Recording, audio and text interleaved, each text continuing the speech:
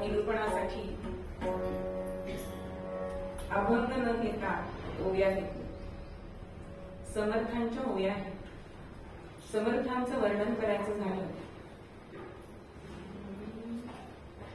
आधी टाकळीला पुरश्चरण दे संचार देशांतरी स्थापनी हनुमान मोठी अकरा प्रीती तिरामावली आत्मा राम हिला सरोध विहिला तैसा मनोबोधली स्फूर्ती छत्रपती सदैव निपहार तेने महत्कार्यणी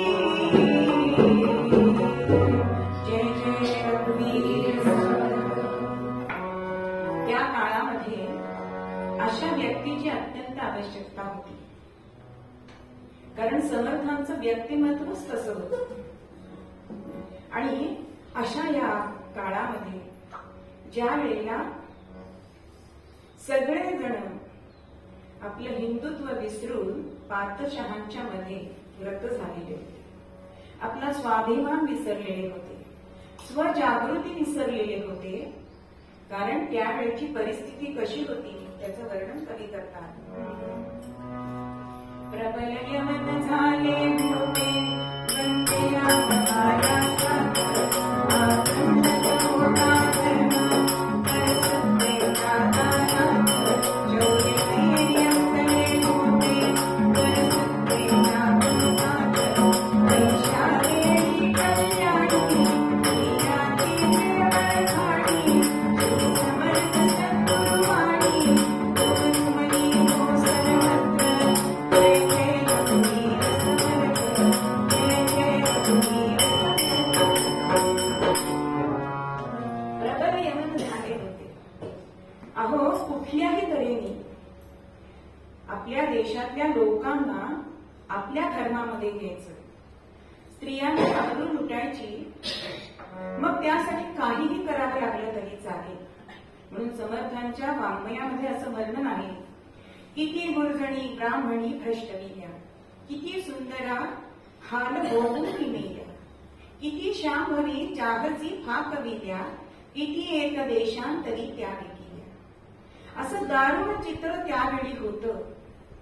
आणि संचार करता करता भारत भ्रमण करता करता एक दिवस समर्थांना असं स्वप्न पडलं आणि त्या स्वप्नामध्ये त्यांनी बघितलं की 30-35 वर्षानंतर काय घडणार आहे. कारण संतांना भूत पण दिसतं आणि भविष्य पण दिसतं. आणि ते स्वप्नामध्ये जे त्यांनी पाहिलं ते आजच्या निरूपणाच्या ओव्यांमध्ये त्यांनी लिहिलेलं आहे की स्वर्गीची लोटली जेथे रामगंगा महानदी तीर्थासी तुलना नाही आनंद वनभूमी. स्वर्ग सुख सगळ्यांना हवंय. आपण सुद्धा विचार केलेला होता की स्वातंत्र्य मिळाल्यानंतर आपल्याकडे रामराज्य येईल.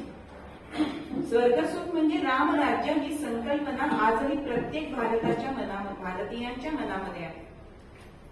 मग हे रामराज्य कसं होतं? समर्थांना ते रामराज्य माहिती होतं. त्याचं वर्णन त्यांनी अनेक ठिकाणी केलंय की रामराज्यामध्ये कुठेही द्वेष मत्सर तंटा नाही. म्हणून न्यायदेवतेला कामच नाही. न्यायदेवतेला काम नाही म्हणजे कारावासच नाही. प्रत्येक जण ज्ञानी होते. अनेक जणांकडे निसर्ग सुद्धा कसा सहाय्यभूत होता. तर नद्या दुथडी करून वाहत होत्या. फळं फुलं देणारे असे वृक्ष, 12 महिने देणारे असे वृक्ष त्यावेळी होते. आणि सगळेजण सुंदर होते. सुंदर म्हणजे पार्लरमध्ये जाऊन आल्यानंतर सुंदर नाही. जेव्हा मनुष्य समाधानी असतो ना त्यावेळी तो सहजच सुंदर दिसतो. मग त्याला देवाने रूप कसंही दिलेलं असलं तरी सुद्धा समाधानाचं जे तेज आहे तसं रामराज्यामध्ये समाधान होतं. आणि असं हे राज्य 30-35 वर्षांनी एक राजा या महाराष्ट्राच्या भूमीवर आणणार आहे हे त्यांना स्वप्नामध्ये दिसलं. कारण स्वर्गाचं म्हणून त्यांनी रामगंगा, गंगा ही पापनाशन करणारी आहे, पण त्याला त्यांनी राम जोडलाय. कारण राम तिथे आहे तिथे पाप नाही. आणि म्हणून रामगंगा महानदी तीर्थासी तुलना नाही आनंद. मग हा राजा काय करणार आहे? तर हा राजा त्रैलोक्य धाडिल्या होता, सौख्य बंध विमोचन. आणि यासाठी तो राजा मोहीम मांडली मोठी.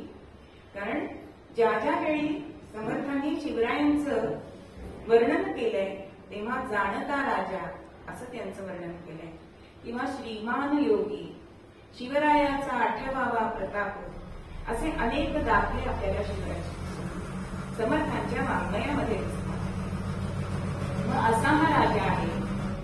आणि हा राजा, कारण राजा सुद्धा रामराज्य येण्यासाठी राजा कसा असावा त्याचं सुद्धा वर्णन केलेलं आहे की राजा हा नुसतं तलवार घेऊन आपलं राज्य वाढवणारा असावा का? तर असा नसावा. राजा हा ईश्वर परायणता त्याच्याकडे असायला पाहिजे, तो धर्मनिष्ठ असायला पाहिजे. नंतर रयतेशी त्याचं नातं हे पुत्रवत असलं पाहिजे. आणि जातीने लक्ष देणारा पण जातपात न मानणारा असा राजा असायला पाहिजे. आणि हे आपल्याला सर्व गुण शिवरायांच्या मध्ये दिसतात. न्यायनिवाडा कसा करायचा हे शिवरायांनी आपल्याला दाखवून दिलंय. आणि हे सगळे संस्कार जिजामातांनी केलेले आहेत की राजाच्या पाटलाला नुसत्या बांधून आणलंय आणि त्याचे हात पाय कलम करा अशी शिक्षा अगदीच 15-16 वर्षाचे असताना शिवरायांनी दिलेली आहे. म्हणजे तो पुन्हा जो पुढे करील त्याला ती शिक्षा लक्षात राहिली पाहिजे. आपल्याला दिसतं की कारावासामध्ये मोबाईल वापरता येतो, आपल्याला हवं ते मिळतं, अतिरेक्यांच्या बाबतीत आपल्याला दिसतंय. पण असं होता कामा नाही. असं राज्य व्यवस्था आपली असायला पाहिजे. पण हे राज्य हे मिळवायचंय ते आपल्या मेंदूतल्या शक्तीनी, युक्तीनी आणि मनगटातल्या शक्तीनी. आणि तसं शिवरायांनी ते मिळवलेलं आहे. त्या काळाची गरज काय आहे हे ओळखणारा राजा असायला पाहिजे. नुसता प्रदेश वाढवणं म्हणजे राज्य करणं असं नाही. अलेक्झांडरने सुद्धा विश्व हे केलं, जिंकलं, पण त्याचे सैनिक समाधानी होते का? अनेकांची मनं त्यांनी दुखवली, पण आमच्या राजा छत्रपतींनी कोणाचीही मनं दुखवली नाही. राखावी बहुतांची अंतरे हे आपल्या गुरूंचं वाक्य त्यांनी तंतोतंत पाळलेलं आपल्याला दिसतं. जसे त्यांनी गड बांधले तसे त्यांनी माणसं सुद्धा घडवली. आणि अशी माणसं त्यांनी घडवली की त्या सैनिकांच्या मनामध्ये असं यायचं की राजा बोल, स्वराज्यासाठी आम्ही आमच्या संसारावर तुळशीपत्र ठेवू का निखारा ठेवू, अशी वाक्य असे सवंगडी शिवरायांनी जोडले. म्हणजे स्वराज्य स्थापन करताना शिवरायांनी 2 गोष्टी मनामध्ये धरल्या होत्या की एका राष्ट्र विचाराने सगळ्यांना एकत्रित आणायचं आहे आणि दुसरा विचार म्हणजे त्यांचं ध्रुवीकरण आपण करायचं. म्हणजे नेतेपणा आपल्याला त्यांचा घ्यायला हवाय. कारण नेता नाही म्हणून दिशाहीन झालेला असा समाज होता. मग भूपतीला म्हणजे राजाला आपण ईश्वर मानतो. भगवंताने सुद्धा गीतेत सांगितलेलं आहे की राजा म्हणजे ह्याच्यामध्ये विभूती योगामध्ये सांगितले की मी राजा आहे. मग ह्या राजाने काय करायचंय तर भगवंताचं कार्य करायचंय. जे भगवंताचं कार्य भगवंतानी गीतेमध्ये सांगितलंय, परित्राणाय साधूनां विनाशाय च दुष्कृतां धर्म संस्थापनार्थाय संभवामि युगे युगे. भगवान गोपाल कृष्ण महाराज की जय. परित्राणाय साधूनां, साधू सज्जनांचं रक्षण करायचंय, दुर्जनांचा नाश करायचाय आणि धर्माची संस्थापना करायची. ही 3 कार्य आमच्या शिवरायांनी केलेली आपल्याला दिसतात. अहो, ज्या काळामध्ये सज्जनांना सज्जनपणे वागता येत नव्हतं, जिथे कला, तत्वज्ञान, विद्या ह्या कोमेजून गेलेल्या होत्या, अशा काळामध्ये शिवरायांनी हे सगळं कार्य आपल्याला केलेलं दिसतं. शिवरायांचे शिपाई मनामध्ये काय म्हणत असत? शूरनी सरदार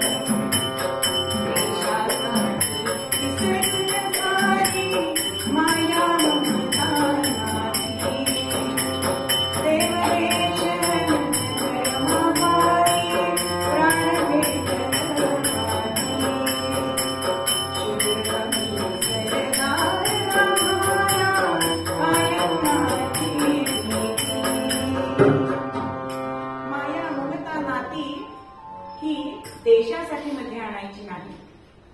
म्हणून तर रांझ्याच्या पाटील हे म्हणजे जिजाबाईंचे सवतीचे भाऊ होते. म्हणून जिजाबाईंनी सांगितलंय की कंसाला सुद्धा कृष्णाने सख्खा मामा असून मारले, कारण तो राष्ट्रहिताच्या विरुद्ध आहे. म्हणून नाती राजकारणात आणायची नाही.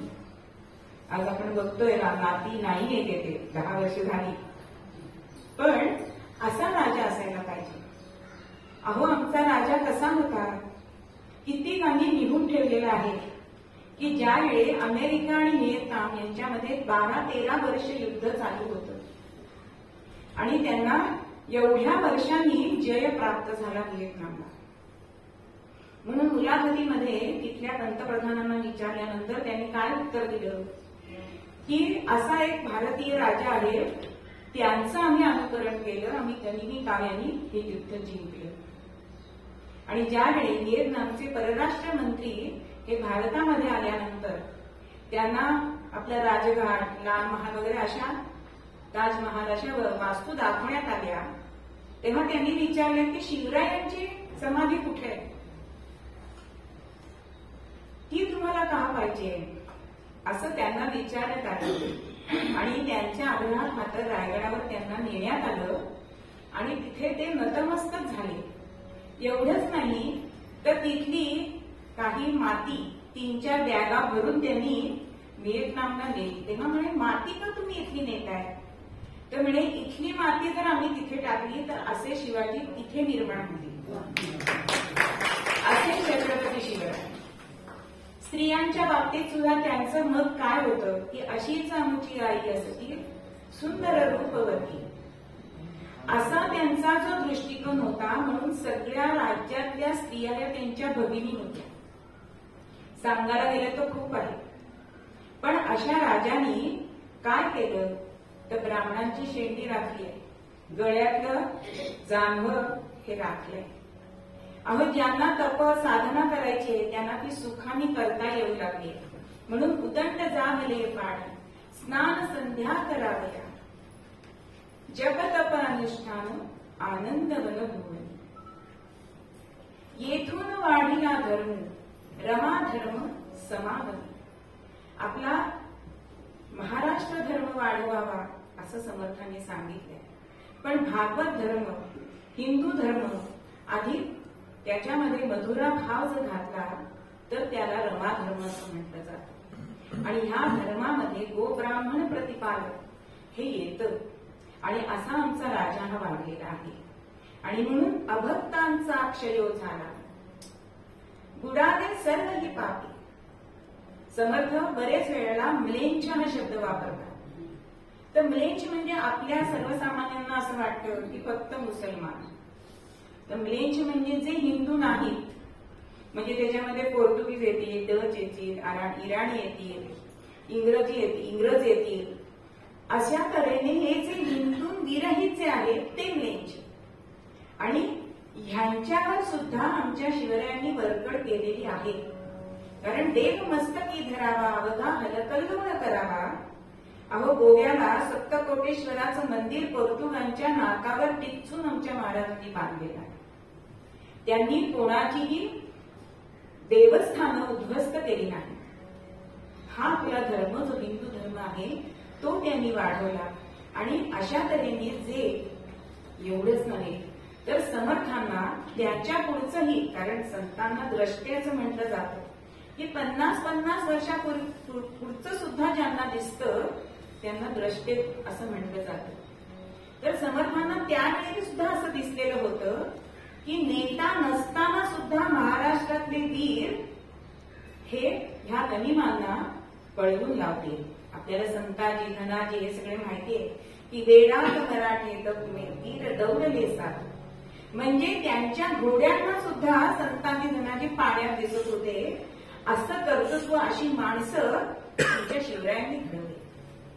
एकदा आदिलशहा आणि महाराज हे भेटले असताना आदिलशहानी आपली सगळी सेना त्याला दाखवली, आपले अश्वदळ दाखवले आणि सगळी संपत्ती शस्त्रागारामध्ये नेले आणि हत्तीच्या इथे नेल्यानंतर 7-7 फुटाचे असे हत्ती. महाराज म्हणतात, ओहो काय वैभव आहे. म्हणजे दुसऱ्याची प्रशंसा सुद्धा करायला तितकं दिलदार मन लागतं ते राजांकडे होतं. पण बादशाहाने त्यांना विचारलं, तुमच्याकडे सुद्धा हत्ती असतील ना? राजे चमकले की हे काहीतरी वेगळं नाटक दिसतंय. राजे म्हणाले, आम्हाला हत्तीची गरज काय, आमचा सगळा डोंगराळ प्रदेश, त्यामुळे आमच्याकडे हत्ती नाही, पण हत्तीसारखी माणसं मात्र नक्की आमच्याकडे आहे. असं म्हटल्यानंतर बादशाला असं वाटलं की तुम्ही आता हे हत्ती आणलेच असतील. हो हो, महाराजांनी एक औंढा गिळलाय. पण हो म्हणाले आणि लगेच बादशाह म्हणाला की उद्याच होऊन जाऊ दे हत्तींची झुंज. असं म्हटल्यानंतर दुसऱ्या दिवशी मोठ्या मैदानामध्ये सगळेजण बसले आणि राजांनी एक नजर टाकली. कोणाकडे? येसाजी कंक. आणि येसाजी कंकांनी ताबडतोब हो म्हटलंय, महाराजांना मुजरा केलाय. त्याच्या पाठीवरती महाराजांनी हात ठेवलाय, एक हात ठेवलाय, एक हात आपल्या हृदयाशी ठेवलाय. जगदंब जगदंब जगदंब असं 3 वेळा म्हटलंय आणि महाराजांना मुजरा करून हत्ती बरोबर लढण्यासाठी म्हणून येसाजी निघाले. बादशाला सुद्धा अचंबा वाटला की एका हत्ती बरोबर ह्याचा निभाव लागणार. पण जेव्हा झुंज सुरू झालीये त्यावेळेस हत्तीनी बराच वेळ झुंज झाली आणि हत्तीनी त्यांना 20-25 फूट उंच बुडवल्या, भिरकावून केलंय सोंडे. पण हातातल्या तलवारीने म्हणजे सगळ्यांनी डोळे मिटले होते की आता हा पायदळी जाणार हत्तीच्या आणि ह्याचा मृत्यू होणार. पण हातातल्या तलवारीने खाली येता येता त्याची सोंड कापली, 5-7 सटासट वार केले आणि चिची करत तो हत्ती खाली पडले. त्यानंतरचा खरा पराक्रम काय आहे ते आपल्याला बघायचंय की त्यावेळेला बादशाह सुद्धा अतिशय खुश झालाय.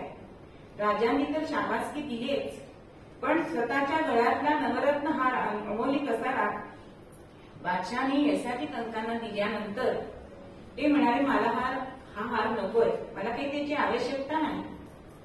का? तर म्हणे माझ्या राजांची शाबासकी माझ्या पाठीवर बसली ना, हेच माझं बक्षीस आहे. अशी माणसं राजांनी घडवली. म्हणून असा जाणता राजा, असं हे रामराज्य त्या काळात येणार हे समर्थांना स्वप्नामध्ये दिसलं आणि तेच त्यांनी आपल्या निरूपणाच्या ओव्यांमध्ये आपल्याला म्हटलेलं दिसतं. स्वर्गीची लोटली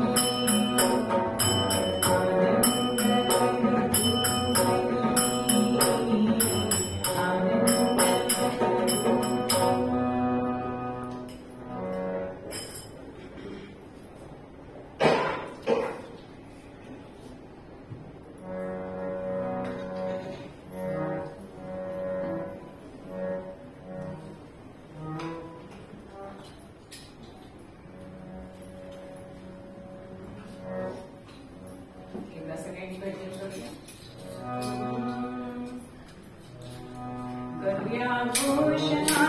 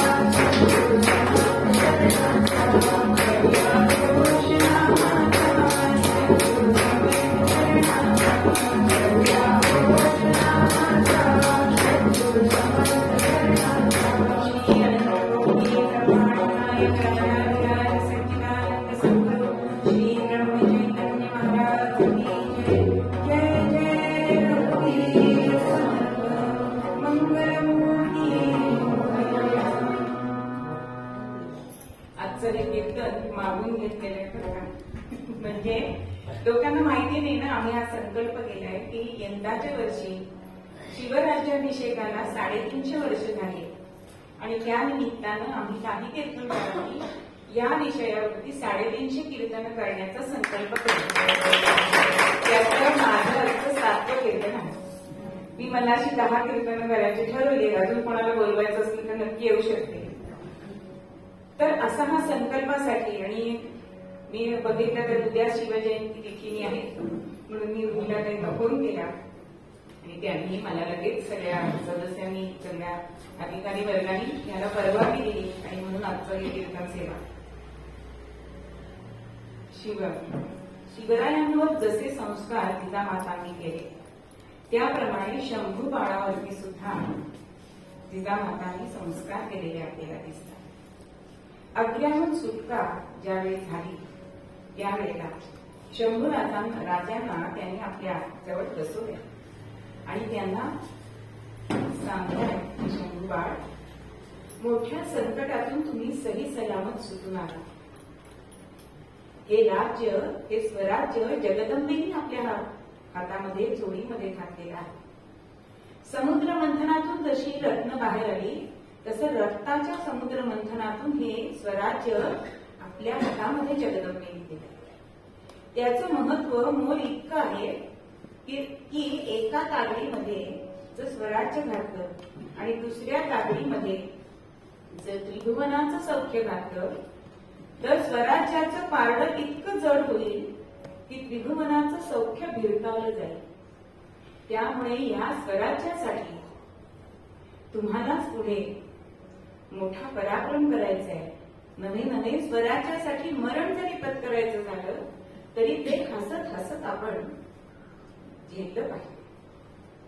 इकडे हा आजी आणि नातवाचा संवाद, तर इकडे महाराज सगळ्या आपल्या सवंगड्यांबरोबर बसलेले होते आणि डोळ्यामध्ये आणि मनामध्ये एक सल होता.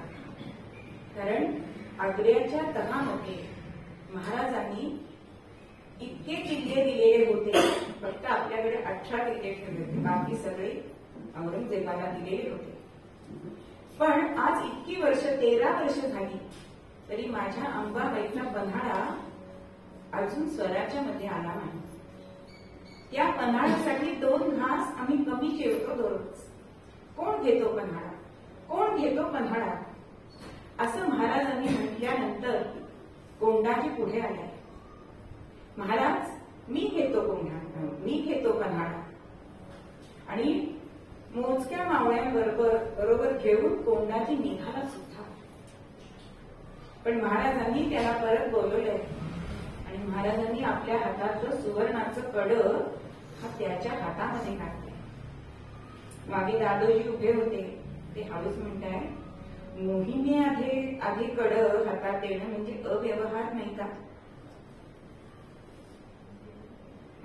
म्हणतात हो अव्यवहारच आहे, पण हा कोंडाजी म्हणजे माझा दुसरा तानाजी आहे, तो गड नक्की घेईल. असेच माझे कितीतरी सवंगडी हे मोहिमेवर गेले, मोहिमा जिंकल्या, पण साधी शाबासकीची थाप द्यायला सुद्धा ते परत आले नाही. हा कोंडाजी असाच निघालाय, तो परत नाही आला तर, म्हणून मी आज त्याला कोंडाजीला सुवर्णाचं कड आज आधीच मोहिमेच्या घातल्या. आणि असे शब्द महाराजांच्या तोंडून गेले आणि म्हणतात नाही नाही अहो साहेब आम्ही चुकलो, कोंडाजी नक्की परत येणार. हा संवाद चाललाय आणि इकडे औरंगजेब आपल्या सैन्याशी बोलतोय की हे आमचे मामूजान, अहो 3 बोट त्यांची कापली शिवानी. हा फौलाद खान, अहो त्याच्या हातावर मिठाई देऊन पेटाळ्यातनं हा शिवा पसार झाला. हा जसवंत सिंग की ज्यांनी सगळ्या जखमा पाठीवर झेलल्या, यांनी सुरत बदसुरत केली.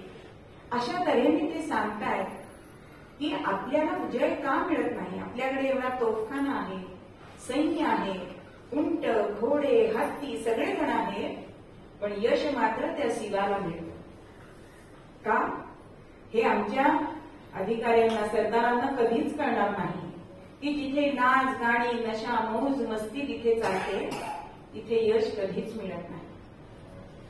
बरं, शिवानी असं काही केलेलं आहे की तो आमचं मंदिर मस्जिद ती इज्जत राखतो, औरत ती इज्जत राखतो. म्हणजे महाराजांच्या वेळी म्हणजे शाहिस्तेखानाची ज्या वेळेला बोट कापली आणि तो पळून गेला त्यावेळी त्याची मुलगी सापडेना, तर प्रत्यक्ष शाहिस्तेखानाने डायरीमध्ये लिहून ठेवले त्याच्या की त्याचे सैनिक त्याला सांगायला आले की खालीन आपली मुलगी मिळत नाहीये. तेव्हा तो सांगतोय की सैनिकांनी पळवून नेली असती तरी शिवाजी तिला मानाने परत पाठवेल.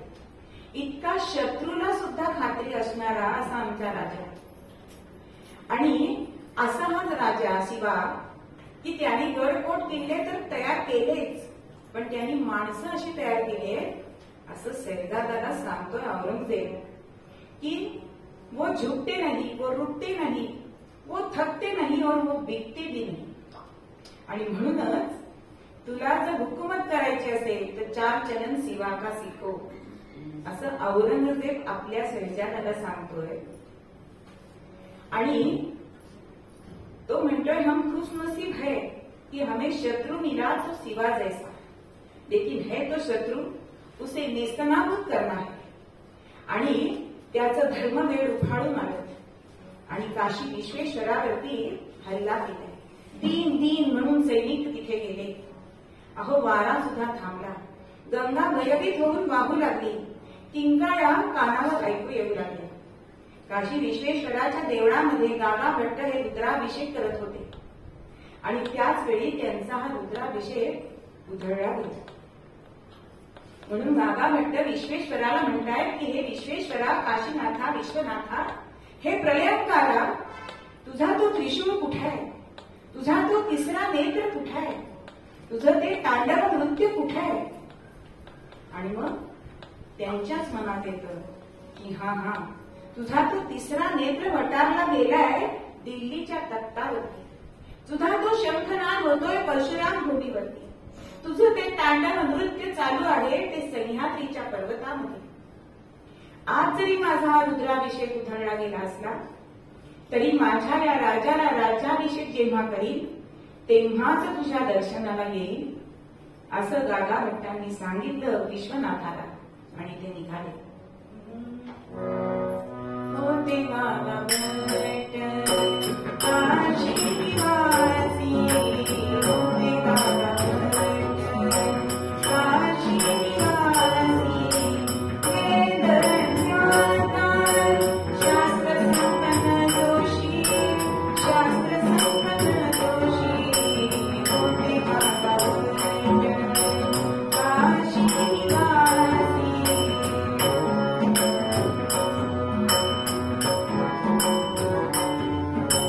ऐकुया कीर्ती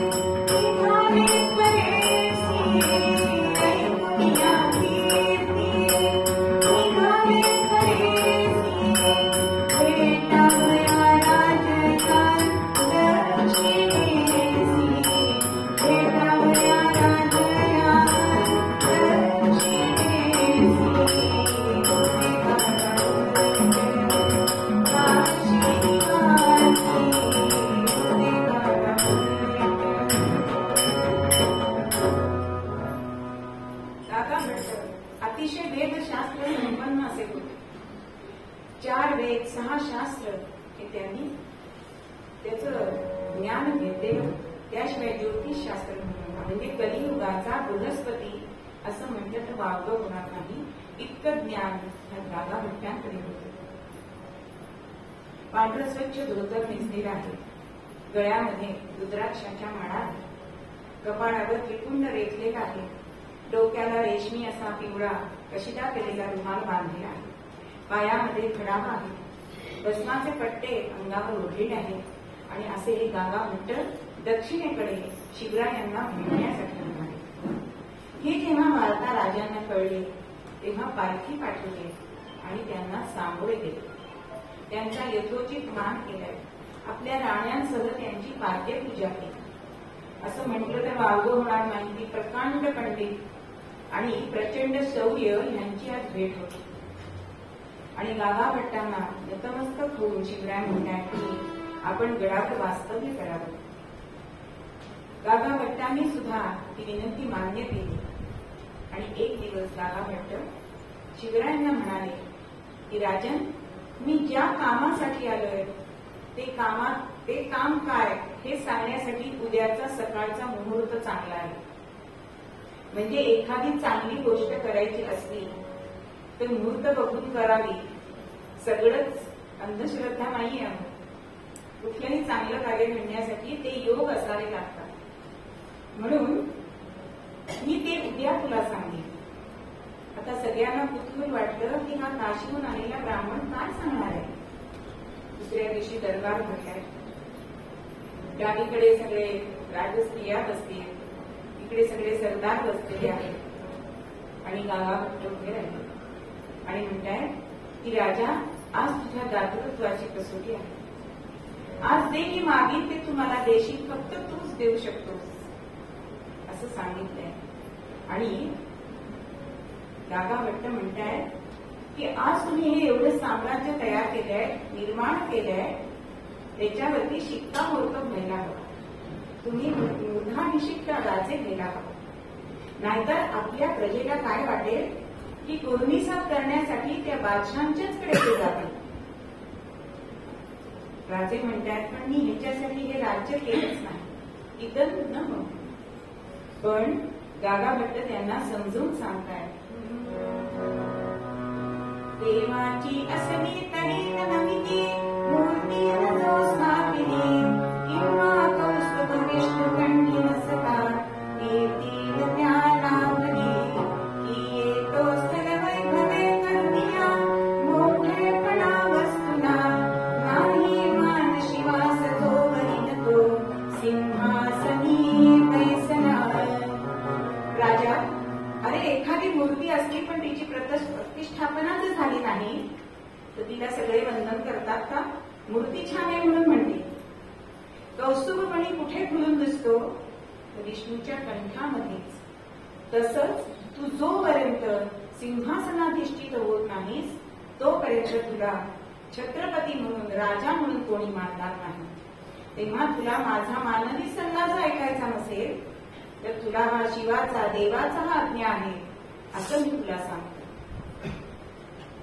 हे गागा भट्टांचे शब्द ऐकले आणि जिजाबाईंचे डोळे उघडे झाले. आनंदाचे अश्रू होते. अहो, अश्रू सुद्धा 2 प्रकारचे असतात बघा. दुःखाचे अश्रू गरम असतात, करून बघा, आणि आनंदाचे अश्रू थंड असतात. आनंदाचे अश्रू जिजाबाईंच्या डोळ्यात उभे राहिले. त्यानंतर अनेक जणांना कळेच ना की राज्याभिषेक म्हणजे काय. काही जण म्हणतायत की हा बामण आलाय ना, तो लई गोड बोलतोय पुरणपोळीवाणी. राज्याभिषेक म्हणजे काय? अरे राजांना आंघोळ भरायची पाण्याने, जसं रामाला केलं होतं ना तसं. आता सगळ्या सरदारांना हे कळलंय, कारण राजांनी होकार दिला. धर्माज्ञा म्हणून मी हे करीन, पण ते कार्य तुमच्या हातून व्हावं अशी माझी इच्छा आहे. आणि त्याला गागा भट्टांनी सुद्धा मान्यता दिली. राजांनी होकार दिलाय आणि पहिला आनंद झालाय तो भूमी मातेला. कारण राजाचं भूमीशी लग्न लागतं त्यावेळेस तो राजा होतो आणि ही वार्ता हा म्हणता सगळीकडे पसरली. अहो सगळ्या स्त्रियांना कळले, माय बहिणींना कळले आणि त्या म्हणतायत आल्या आल्या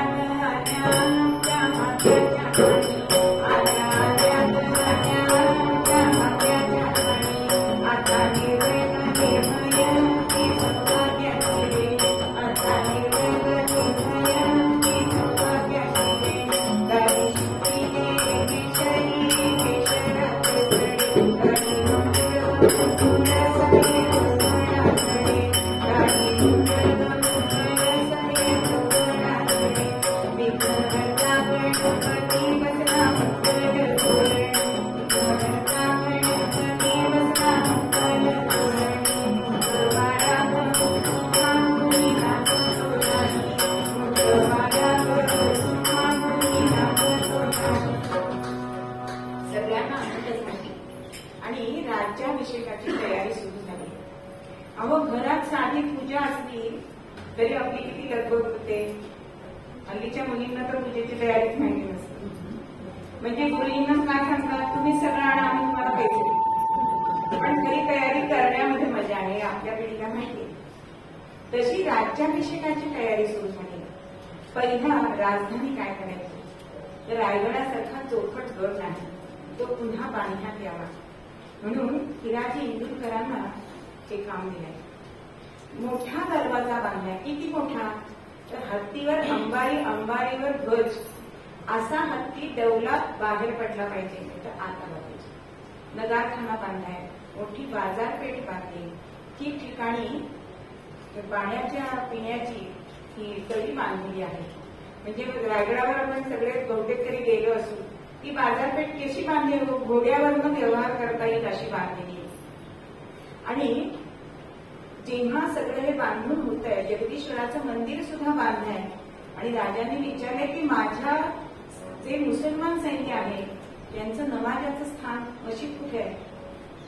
म्हणजे त्यांचा मुसलमानांची काही नव्हतं, तो वैर धर्माशी वैर नव्हतं.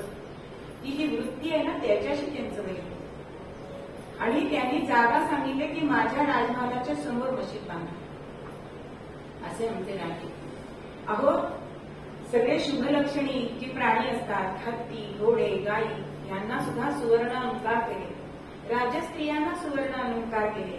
वेगवेगळ्या धातूंचे कलश केले. नंतर सप्त नद्यांचं पाणी आणलंय, समुद्रांचं पाणी आणलंय. त्यानंतर मोठा चौरंग बांधलाय सोन्याचा, की ज्याच्यावर ती घ बसू शकते. हल्ली चौरंग असतात एवढीच बांधतात, जेमतेम गणपती मावतात. पण राजांचं वैभव किती होत. म्हणजे आपल्याकडे सोन्याचा धूर निघत होता. आज आपल्याला वाटतं अमेरिका श्रीमंत आहे, पण अहो गर्भश्रीमंत आपणच आहोत. राजांचा हे जर आपण सगळं वर्णन तर करत बसलो ना तर 2 तास सुद्धा पुरणार नाही. म्हणजे अक्षरशः दर्भापासून सिंहासनापर्यंत, हळकुंडापासून होमापर्यंत, ह्याच्या सुपारीपासून इतकं सगळी तयारी सुरू झाली आहे. राजस्त्रियांचे दागिने, अहो सोन्याच्या चाळणीला 100 भोकं पाडले. ते त्याही स्नान घालायचे राजांना. असं सगळं चाललंय. इकडे गाभाभट्ट आणि अनेक असे मोठे ब्राह्मण, विद्वान ब्राह्मण यांनी मुहूर्त काढलाय राज्याभिषेकाचा. तो मुहूर्त होता कारण त्यावेळेला त्या मुहूर्ताच्या कागदावरती कुंकुमाचं असं शिंपण केलेलं आहे गाभाभट्टाने. तो मुहूर्त होता श्री नृपशाली वाहन 1596, आनंद नाम संवत्सरे, ज्येष्ठ शुद्ध त्रयोदशी, वार शनिवार आणि तारीख होती 6 जून. आणि सूर्योदयाच्या आधी 3 घटका राजे सिंहासनावर बसतील असा हा मुहूर्त. आता याच्या मागे सुद्धा आपल्याला राजांचं धोरण दिसतं. कारण राज्याभिषेकाच्या मध्ये आपण जर सगळे गर्क झालो, गुंग झालो तर शत्रू आपल्यावरती हल्ला करू शकतो. म्हणून त्यांनी 6 जून ही तारीख निवडली. कारण दुसऱ्या दिवशी 7 जून म्हणजे मृग नक्षत्र लागतं आणि पावसात जमीन येणार नाही. हे त्याच्या मागचं धोरण. म्हणजे इतक्या बारीक सारीक गोष्टी राजा स्वतः दखल देऊन करत असत. त्यानंतर हे सगळं समर्थांना सुद्धा दाखवलंय. समर्थांना दाखवल्यानंतर समर्थांनी असं सांगितलंय की मी राज्याभिषेकाला येणार नाही. त्याच्यामागे 2 कारणं होती.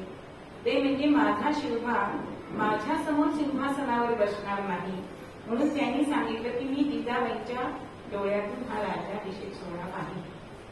आणि दुसरं म्हणजे जसं लग्नामध्ये आई मुलीचं लग्न बघत नाही तर ती गौरीवराशी बसलेली असते, तशी शिवरायांची सद्गुरू माऊली हे समर्थ होते आणि त्यामुळे ते त्यावेळी तिथे रामावरती राज्याभिषेक करणार होते. इकडे महाराजांनी सुद्धा आपल्या कुलदेवतेला म्हणजे तुळजाभवानीला 1.25 मणाचं छत्र अर्पण स्वतः तिथे जाऊन केलंय. आणि रामाजी चित्रे यांना सिंहासन तयार करायला सांगितलं. सिंहासनासाठी म्हणून 32 मण हे सोनं वापरण्यात आलेलं आहे आणि शास्त्रशुद्ध पद्धतीने हे सिंहासन बांधलेलं आहे की आधी त्याच्यावरती वट औदुंबर अशी लाकडं घातलेली आहेत, त्याच्यावरती दुधाचा अभिषेक केलाय आणि मग त्याच्यावरती सुवर्ण दगडी टाकली. हे सिंहासन जे तयार केलं ते अष्टकोनी आहे. 8 सिंह आहेत. त्या सिंहांच्या डोळ्यामध्ये माणकं घडवलेली आहे. प्रत्येक सिंहाच्या मस्तकावर एक खांब आहे. त्या खांबावर सुद्धा अनेक लता वेली यांची चित्र कोरलेली आहेत. मत्स्य कुर्मादी असे चित्र त्याच्यावरती कोरलेली आहेत आणि ह्या 8 खांबांवरती मेघडंबरी आहे. असं हे सुवर्ण सिंहासन. इकडे जिजामाता काय म्हणत होत्या की हे महालक्ष्मी, महाकाली, महासरस्वती, आपल्या हातातली हजारो कामं सोडून तुम्ही या. तुमच्या ह्या लेकीचा लेक आज सिंहासनावर बसणार आहे, त्याचं निमंत मी तुम्हाला देते. हे अतृप्त आज्ञानं, कारण जे स्वराज्यासाठी लढले ते पण त्यांनी यश बघितलं नव्हतं, त्या सगळ्यांनी तुम्ही या आणि माझ्या शिवबाला तुम्ही आशीर्वाद द्या असं जिजामाता सांगतायत. कारण स्वराज्याचं आयुष्यभराचं जे त्यांचं व्रत होतं त्याचं उद्यापन म्हणजे राज्याभिषेक होतं, म्हणून त्या सुद्धा अत्यंत आनंदित झालेल्या आहेत. इकडे महाराज सुद्धा परशुरामाला दर्शन त्यांचं घेऊन तिकडे आलेले आहे. अशा तऱ्हेने ही सगळी तयारी झाली आहे. अनेकांना बोलावणी गेलेली आहे. याच्यामध्ये अनेक कलावंत, जसं आता रामलल्लाच्या देवळाच्या वेळेला आपण बघितले सगळ्यांनी टीव्हीवरती की किती सगळ्यांना वेद म्हणणाऱ्यांना बोलवलं होतं, कला उपासकांना बोलवलं होतं. तसंच राजांनी सुद्धा हे केलेलं होतं. त्यामुळे भाट, चारण, कवी, अनेक प्रकारचे कलावंत ह्या सगळ्यांना निमंत्रण केले. त्यावेळी मोठ्या मोठ्या लोकांना म्हणजे इंग्रजांना वगैरे सुद्धा महाराजांनी बोलावणं केलेली आहे. आणि जवळजवळ दशमीपासून हा समारंभ सुरू झालाय. पहिला जो हे केलाय की महाराजांची मुंज लावली आणि हा राज्याभिषेक कसा करावा त्यासाठी राज्याभिषेक असा एक राज्याभिषेक प्रयोग असा एक ग्रंथ गागाभट्टांनी लिहिलाय की पुन्हा जर कोणावर राज्याभिषेक करायला लागला तर त्याची माहिती लोकांना असावी. आणि महाराजांची मुंज लागली, कारण मुंज लागल्याशिवाय क्षत्रियत्व नाही. त्यानंतर महाराजांचे विवाह झाले त्या होत्या त्याच पत्नीची. त्यावेळी त्यांना 10 मुली आणि 2 मुलगे होते, म्हणजे त्या त्यांच्या लग्नात हजर होत्या. आपली मुलं विचारतात आम्हाला पण होतं तुमच्या लग्नात बोलत होतं, पण महाराजांच्या लग्नामध्ये त्यांची अपत्य होती. आणि एकादशीला महाराजांची तुला करण्यात आली. सप्तधातू आणि सप्तधान्य यांची तुला करून ते दान देण्यात आले. मग याच्या मागचा काय उद्देश होता?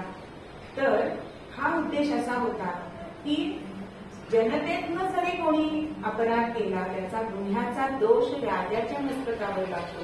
म्हणजे दृश्यादृश्यचे अपराध आहेत त्याचा दोष नाहीसा व्हावा म्हणून हे सगळं दान केलेलं आहे.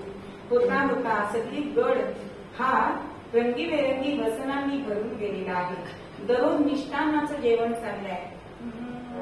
कोण कोण आलं होतं? किती वैदिक पंडित आले, किती वैदिक पंडित आले, शास्त्रज्ञ भिक्षुकही आले, भोजनालय तपासनीय, भोजनालय तपासनीय, दक्षिणा मिळे नाही, दक्षिणा मिळे नाही, मोगरी फुलो करूया हो सखी, मोगरी फुलो करूया हो सखी.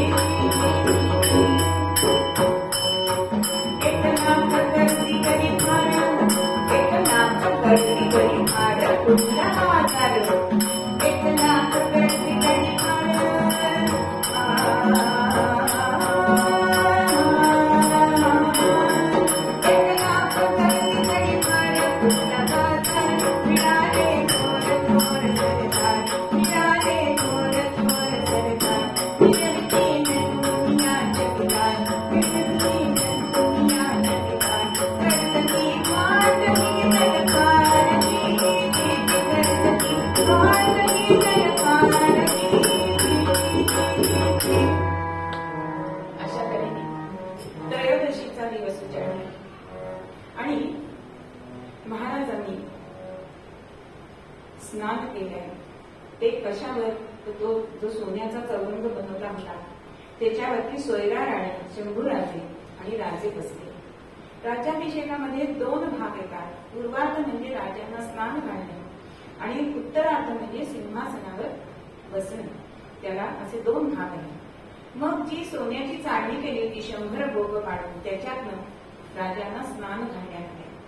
अनेक बाजूला कोणी दह्याचा कलश घेतलाय, कोणी सप्तगंगाचे कलश घेतले. अशा तऱ्हेने राजांचं स्नान झाले. त्यावेळी शांती करण्यात आली, नक्षत्र शांती करण्यात आली.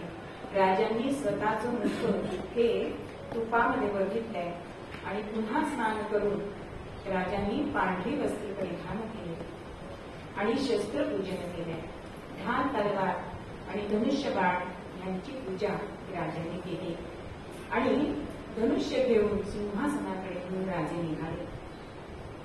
सगळ्यांना कोणाने साध्या फुलांच्या पाकळ्या, कोणी मोती, कोणी लालना, कोणी सुवर्णाची पुष्प, कोणी रजताची पुष्प असे सगळ्यांनी हातात त्यांना वाटलेली होती. राजे चालले. सिंहासनाला 7 पायऱ्या होत्या, पण पहिल्या पायरीवर राजांचा पाय अडकलाय आणि मनात विचार येत आहे की मी हे सिंहासनात चढतोय ते माझे समंगणींनी आपले प्राण दिले म्हणून राजांना त्या सगळ्यांची आठवण येते. नेता तानाबाजी, नेता तानाबाजी, ये सामोरो मुरार अण्णाजी, बाजी प्रभू निराजी, बाजी प्रभू निराजी, मोरो बरीची प्रताप रणराजी.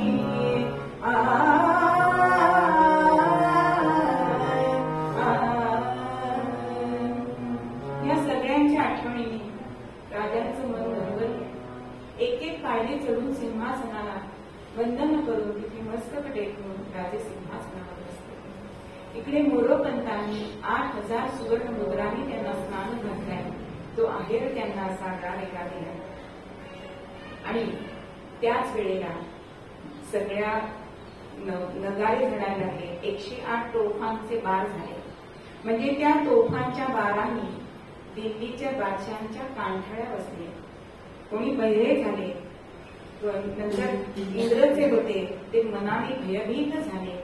असा सगळ्या आणि सगळ्यांनी त्या हातातल्या सुवर्ण पुष्प, लाला, मोती या सगळ्यांचा वर्षाव राजावर केला आणि इकडे आनंदी आनंद झालाय.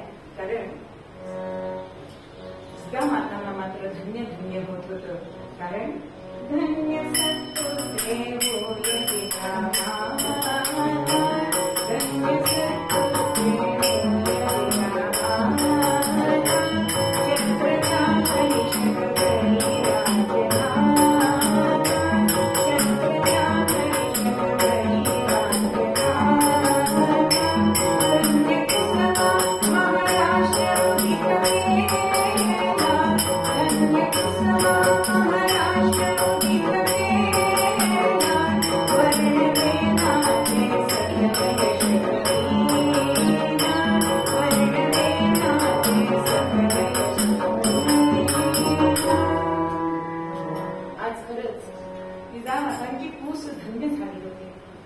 म्हणजे कवी वर्णन करतात.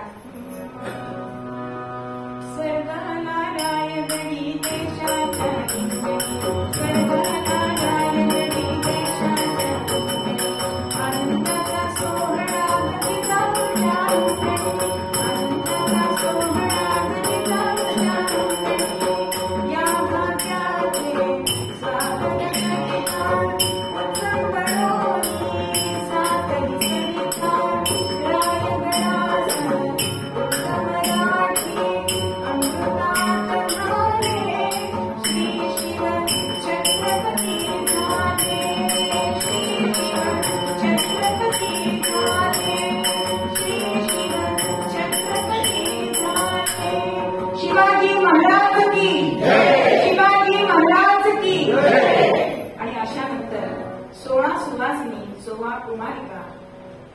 त्यांनी राजांना औक्षण केले आणि त्यांची आरती केली. जय जय हे शिव गोपाल, जय जय हे शिव गोपाल, जय जय हे शिव गोपाल, जय जय हे शिव गोपाल, जय जय हे शिव गोपाल.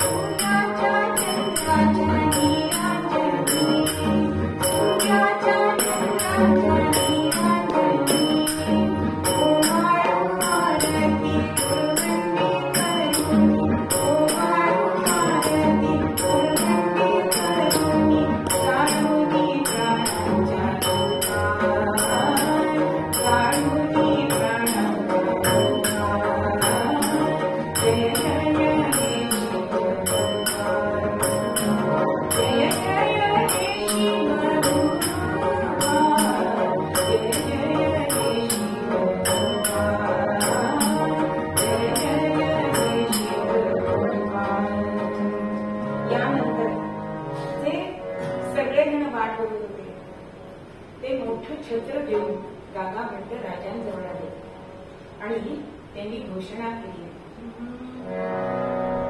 प्रौढ प्रताप पुरंदर क्षत्रिय कुलावतो सिंहासनाधीश्वर ओ ब्राह्मण प्रतिपालक हिंदूपत मानशः श्रीमंत श्री छत्रपती शिवाजी महाराज की शिवाजी महाराज की अशा तऱ्हेने सगळ्यांनी जय जयकार केले.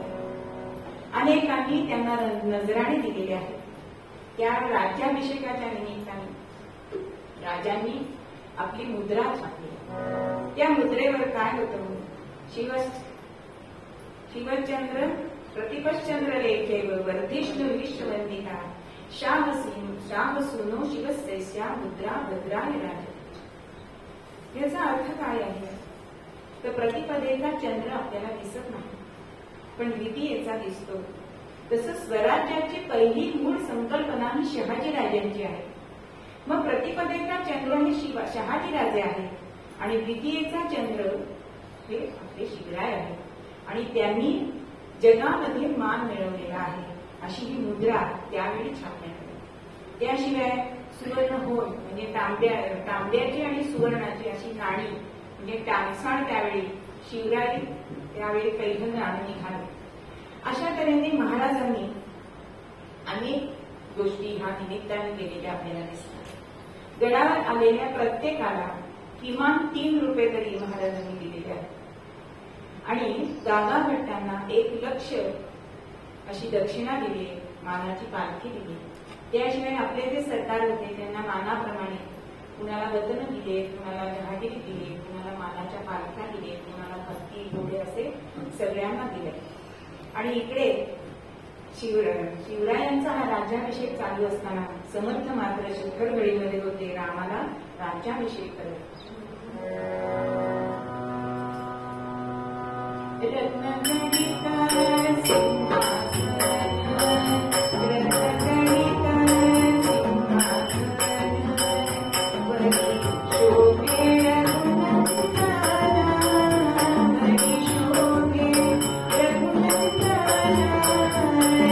Thank you.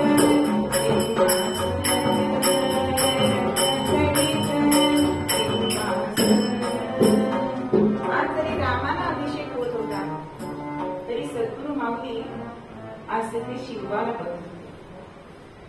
आणि असं हे सगळं झालंय. राजांनी सगळ्यांना सगळं दिलंय. पण जसं प्रभू रामचंद्रांना झालं होतं राज्याभिषेकाच्या वेळी की मी हनुमंताला काय देईन, म्हणून रामाने हनुमंताला काहीच दिलं नव्हतं, कारण त्याच्या योग्य माझ्याकडे काही नाही. तशी शिवबांच्या जीवनात सुद्धा एक व्यक्ती होती की त्याला काय देऊ हे शिवबांना आणि सगळ्या मातांना कळेना, म्हणून त्यालाच विचारावं म्हणून त्या व्यक्तीला पुढे बोलवलंय. कोण होती ती व्यक्ती? तर मदारी म्हणतात, ज्या वेळेला महाराज पेटाऱ्यातनं गेले आणि तिथून बाहेर पडेपर्यंत राजांच्या गादीवर जो झोपला होता ना तो मदारी. पण त्यांनी काही सोनं नाणं मागितलं नाही. त्यांनी काय मागितलं तर सिंहासनावर चादर नेण्याचं काम मला द्या, आणि जोपर्यंत राज्य होतं तोपर्यंत त्याच्या पिढ्यान हे काम करत. आज गडावरती जणू काही अयोध्याच इथे होती असं वाटायला लागलं. अहो हा आनंद कशाशी मोजायचा? कल्पवृक्षाच्या छायेशी का अमृताशी? पण हा आनंद कशाशीच मोजता येणार नाही, कारण हा आनंद होता सार्वभौमत्वाचा, हा होता आनंद स्वराज्याचा. आणि प्रत्येकाचं पद वेगळं होतं, प्रत्येकाचे कपडे वेगळे होते, प्रत्येकाचं स्थान वेगळं होतं, पण सगळ्यांच्या मुखकमलावरती आनंद मात्र तोच होता. मग तो गरीब असो, श्रीमंत असो, स्त्री असो, पुरुष असो. मग असं म्हणावं असं वाटतं की लहानपणी महाराजांना जेव्हा स्वराज्याची प्रेरणा जिजाबाईंनी दिली त्यावेळी त्यांच्या जी अंगाई गीतं होती ती अंगाई गीतं आज वेदघोष झाली. त्यांची मांडणी जी होती ते आज राजसिंहासन झालेलं होतं. आणि त्यांच्या अश्रूंच्या आज सप्तगंगा झालेल्या होत्या. असं म्हणावं असं वाटतं की असा असावा मुलगा आणि अशी असावी आई, ज्यांची थोरवी लिहिण्यासाठी कवी पडावी छाई. महाराष्ट्राचं भाग्य असे की इथे जन्म घ्यायची जाई, शक्तियुक्तीच्या सांगून मंत्रा जिने घडवली शिवशाही, जिने घडवली शिवशाही. अशा तऱ्हेने खरोखर आपलं भाग्य आहे की या काळामध्ये 3 व्यक्ती आपल्या महाराष्ट्रामध्ये होत्या. त्या म्हणजे तुकोबा, समर्थ रामदास आणि शिवराय. प्रत्येकाने एक एक गुण आपल्याला सांगितलाय. तुकोबांचे आज तुकाराम बीज आहे. तर तुकोबांनी काय सांगितलंय? वैराग्य. नंतर समर्थांनी विवेक सांगितलाय आणि शिवरायांनी आपल्या चरित्रातनं विक्रम दाखवला. म्हणून हे 3 वी आपण नुसतं असं करतो पण ते खरंच आपल्या जीवनामध्ये आणले पाहिजे. म्हणून जे जे स्वप्नी देखली ते ते तैसेची होत असे, हिंडता फिरता गेलो आनंद बनून. जे जे स्वप्नामध्ये शिवरायांच्या बाबतीत समर्थांनी पाहिलं होतं ते ते सगळं त्यांनी प्रत्यक्ष घडवलं आणि हे आनंद बनवून तयार झाले. म्हणजे समर्थांचं क्षात्र ब्राह्मतेज आणि शिवरायांचं क्षात्रतेज ह्यातून हे आनंद बनवून तयार झाले. समर्थांची धर्मकारणाची गंगा आणि शिवरायांची राजकारणाची यमुना यांचा संगम म्हणजे आनंद बनवून. म्हणून मूळ पद्यामध्ये आपल्याला समर्थ हेच सांगतात की जिथे मनाचं सौख्य मिळतं ते रामराज्य आणि ते रामराज्य आमच्या शिवप्रभूंनी आणलं. म्हणून असं एकही गाव नाही की जिथे शिवाजी चौक नाही. आज आपण शिवजयंती साजरी करतो पण शिवरायांचा एक एक गुण जरी प्रत्येकाने घेतला तर हे रामराज्य यायला वेळ लागणार नाही. आज नुसते टी शर्ट घालून तरुणाई जाते पण त्या तरुणाईला आपणच मार्गदर्शन करायचंय की आज मध्यरात्री येणाऱ्या स्त्रियांना भीती वाटते, ती भीती न वाटणं हे शिवरायांचे जे गुण आहेत ते तुम्ही अंगीकार करा, म्हणजे शिवजयंती ही खऱ्या तऱ्हेने साजरी होणार आहे. म्हणून मूळ पद्यामध्ये आपल्याला समर्थ सांगतात